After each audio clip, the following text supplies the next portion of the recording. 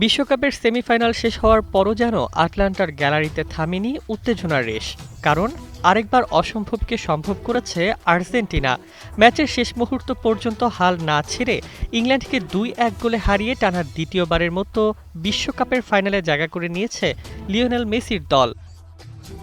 শুরু থেকেই ম্যাচটি ছিল তীব্র লড়াইয়ের। প্রথমার্ধে গোল না হলেও মাঠ জুড়ে ছিল ফাউল, ধাক্কাধাক্কি আর উত্তপ্ত বাকবিতণ্ডা। দুই দলের খেলোয়াড়দের আগ্রাসী ফুটবলে কয়েকবার খেলা থামাতে বাধ্য হন রেফারি। প্রথম ৪৫ মিনিটের লক্ষ্যে কোনো শট না থাকলেও উত্তেজনার পারদ ছিল আকাশ ছোঁয়া। বিরতির পর বদলে যায় দৃশ্যপট। ৫৫ মিনিটে অ্যান্থনি গর্ডনের গোলে এগিয়ে যায় ইংল্যান্ড। সেই মুহূর্তে মনে হচ্ছিল ফাইনালের দরজা খুলে গেছে থ্রি লায়ন্সদের জন্য। কিন্তু আর্জেন্টিনা যেন পরাজয় শব্দটাই ভুলে গেছে। গোল শোধে একের পর এক আক্রমণ চালায় তারা। পিকফোর্ডের কয়েকটি দারুণ সেভ এবং পোস্টে লেগে ফিরে আসা শট ইংল্যান্ডকে বাঁচালেও শেষ পর্যন্ত আর রক্ষা হয়নি। ম্যাচের ৮৫ মিনিটে বক্সের বাইরে থেকে এনজো ফার্নান্দেজের দুর্দান্ত শটে সমতায় ফেরে বর্তমান বিশ্ব চ্যাম্পিয়নরা। সেই আক্রমণের সূচনা করেছিলেন লিওনেল মেসি।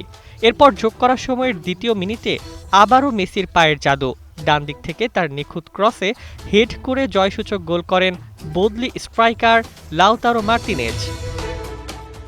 শেষ বাঁশি বাজতেই উচ্ছ্বাসে ভেসে যায় আর্জেন্টিনা শিবির।